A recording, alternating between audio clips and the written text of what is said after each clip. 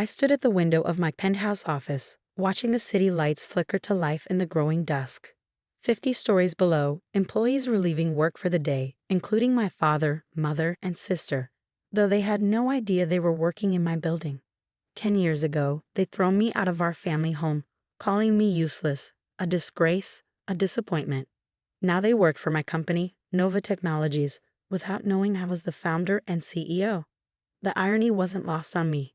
"Ms. Parker." My assistant Sarah's voice came through the intercom. "Everything's set for tomorrow's company-wide meeting. Are you sure about this?" I smiled, touching the glass. Yes, it's time they knew. The night they kicked me out was burned into my memory. I was 22, fresh out of college with a degree in computer science, not the law degree they'd wanted me to pursue. What kind of career can you have with computers? My father had sneered. Real success comes from connections, prestige. My sister Diane was the golden child, top of her class at law school, engaged to a senator's son, everything they'd wanted in a daughter. I was the disappointment who spent too much time coding and not enough time networking at country club events. The final straw came when I turned down a position at my father's law firm to work at a tech startup. "If you're too good for this family's help," he'd roared, "then you're too good for this family." They'd given me an hour to pack. My mother stood in the doorway, arms crossed, watching me throw clothes into a duffel bag. "This is for your own good, Emma," she'd said. "Sometimes people need to hit rock bottom before they can succeed." Diane had smirked from behind our mother. "Maybe now you'll learn what real life is like instead of playing with computers all day." I left with $200 in my pocket, a laptop, and an idea that would change everything. The startup I joined was working on revolutionary AI technology, but their management was a mess. Within 6 months, they were on the verge of bankruptcy. That's when I saw my opportunity. I approached venture capitalists with a plan to buy out the company and restructure it. They were skeptical at first. I was young, unknown, with no business experience. But my pitch was solid, my understanding of the technology unmatched. I got the funding. By 25, I had turned the failing startup into Nova Technologies, now one of the fastest growing tech companies in the country. But I kept my identity private, operating through a series of holding companies. The public face of Nova was our COO, while I worked behind the scenes.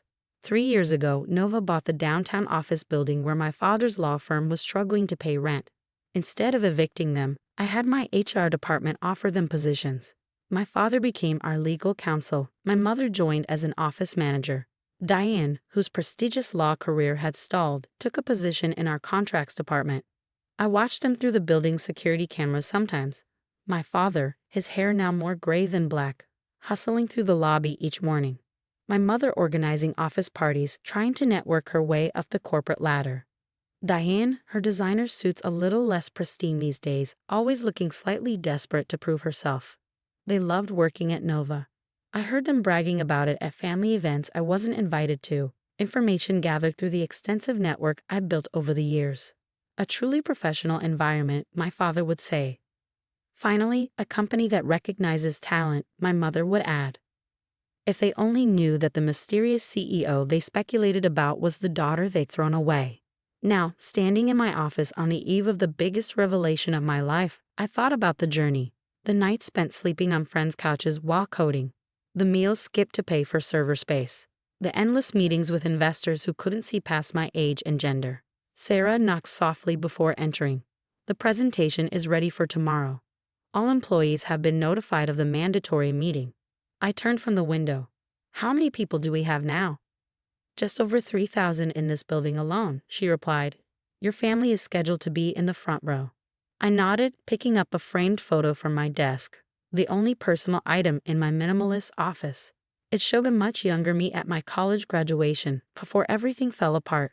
I was smiling, unaware that within months my family would disown me. "Miss Parker." Sarah's voice was gentle. "Are you having second thoughts?" I set the photo down. No, they need to know who they'd been working for, who they threw away.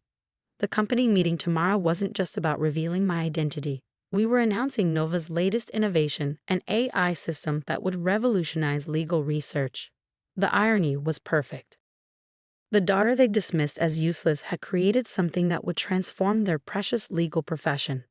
My phone buzzed. An email from my father, sent to his department head. Looking forward to finally meeting the CEO tomorrow. I have some suggestions about restructuring the legal department. I smiled. He still thought he knew best, still believed his connections and traditional approach were the key to success. Tomorrow would change everything. Sarah handed me a folder. Your speech for tomorrow. Though I suspect you won't need it. 10 years, I mused, taking the folder. 10 years of building this company, of watching them work here without knowing. Tomorrow they'll finally understand what they threw away. But as I looked out over the city again, I realized this wasn't about revenge. It was about showing them, showing everyone, that success doesn't always look the way they expect. Sometimes it comes from the person they least expect, the one they underestimated, the one they call useless. Sarah, I called as she reached the door. Make sure the security team is ready. Tomorrow might get emotional. She nodded, understanding. We both knew that when my family realized who really owned Nova Technologies, who really signed their paychecks, who really controlled their futures, the reaction would be explosive. But I was ready. I hadn't built an empire by being afraid of confrontation. Tomorrow, the daughter they'd thrown away would show them exactly what useless looked like. The company auditorium was packed. 3,000 employees filled every seat, the air buzzing with anticipation. For 10 years, Nova Technologies' CEO had remained a mystery. Today, that would change. I watched through the two-way glass of the preparation room as my family took their places in the front row. My father straightened his tie, probably rehearsing whatever speech he planned to give the CEO about legal department improvements. My mother smoothed her skirt, no doubt planning to mention her many social connections. Diane checked her makeup, likely hoping to finally meet the person who could advance her stalled career. 2 minutes, Sarah murmured, handing me a bottle of water. I took a sip, studying my reflection. Gone was the uncertain 22-year-old they'd thrown out. In her place stood a CEO in a perfectly tailored suit, someone who controlled not just a company, but an empire. The COO took the stage, beginning his introduction. I waited in the wings, listening to him list Nova's achievements, the AI innovations, the market dominance, the revolutionary new legal research system we were announcing today. And now, he said, the moment you've all been waiting for. Please welcome Nova Technologies' founder and CEO. I stepped into the spotlight. The auditorium fell silent. Then I heard it, my mother's sharp gasp, my father's strangled sound of disbelief, Diane's coffee cup hitting the floor. Good morning, I said into the microphone, my voice steady. I'm Emma Parker, though some of you knew me by a different name once. Welcome to my company. The audience erupted in murmurs. Employees who'd worked with me for years were connecting the dots, realizing their mysterious CEO had been among them all along, quietly building something extraordinary. 10 years ago, I continued, I was told I was useless, that my interest in technology was a waste of time, that real success only came through traditional paths and social connections. My father's face had turned ashen. My mother gripped her armrests so tightly her knuckles were white. Those people who dismissed me, they've been working in this building for the past 3 years. In fact, they're sitting right here in the front row. All eyes turned to my family. Recognition dawned on faces throughout the auditorium, the legal counsel, the office manager, the contract specialist who'd spent years trying to network their way to the top. But this isn't about revenge, I said, my voice softening. This is about innovation, about seeing potential where others see nothing, about believing in yourself when no one else does. I clicked a button, and the screens behind me lit up with demonstrations of our new AI legal research system. Today, we're announcing technology that will transform the legal profession. Ironically, it was developed by someone who was told she was wasting her time with computers. The presentation that followed was flawless. The system was revolutionary, capable of analyzing millions of legal documents in seconds, predicting case outcomes with unprecedented accuracy, transforming how law firms operated. My father's face shifted from shock to understanding as he realized that his useless daughter had just made his entire approach to law practice obsolete. When the presentation ended, the applause was thunderous. Employees stood, cheering not just for the innovation, but for the revelation that their CEO had been one of them all along. Security quietly escorted my family to my office. I finished taking questions from excited employees, then made my way upstairs. They were waiting when I walked in, my father pacing, my mother perched on the edge of a chair, Diane staring out the window at the city below. How? My father finally managed. How did you build a multi-billion-dollar company? I finished for him. With the skills you dismissed, the technology you mocked, the determination you tried to break. Emma, my mother started, her voice quavering. We only wanted what was best for me. I sat down behind my desk, my real desk, not the modest workspace they'd seen me using. No, you wanted what looked best to your friends. There's a difference. Diane turned from the window. All this time, you were our boss. Ironic, isn't it? I picked up the graduation photo from my desk. The daughter you threw away ended up signing your paychecks. My father straightened, trying to regain some authority.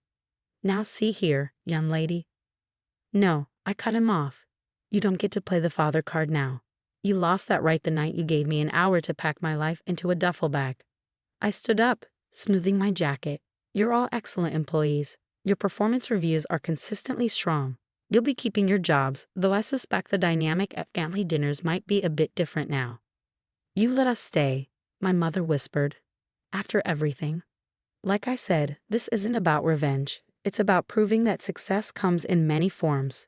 Sometimes it comes from the person you least expect. They left my office looking shell-shocked, decades of superiority stripped away by the realization that the daughter they dismissed as useless now controlled their careers. The next few months brought changes they never expected. My father's suggestions for restructuring the legal department gathered dust. Our AI system made them obsolete. My mother's social connections meant nothing in a company where performance mattered more than pedigree. Diane had to accept that her sister, not her law degree, was her best path to advancement. But something else changed too. Slowly, they began to see me, really see me. Not as the disappointing daughter who wouldn't follow their path, but as someone who had built something remarkable on her own terms. Family dinners resumed, though now they were held in my penthouse. The conversations were different, less about status and appearances, more about ideas and innovation. They learned to listen, to see value in different perspectives, to understand that success doesn't always wear a lawyer's suit. I kept my old workspace in the building, sometimes still working alongside employees who now knew I was their CEO. It reminded me of why I built Nova, not to prove my family wrong, but to prove that anyone can succeed if they believe in themselves. The photo on my desk now has company, a new one, taken at last year's company picnic. My family is in it, smiling genuinely this time. We're not perfect, but we're learning. They're learning. And me? I'm exactly where I'm supposed to be. Running the company that proved useless was just another word for unlimited potential.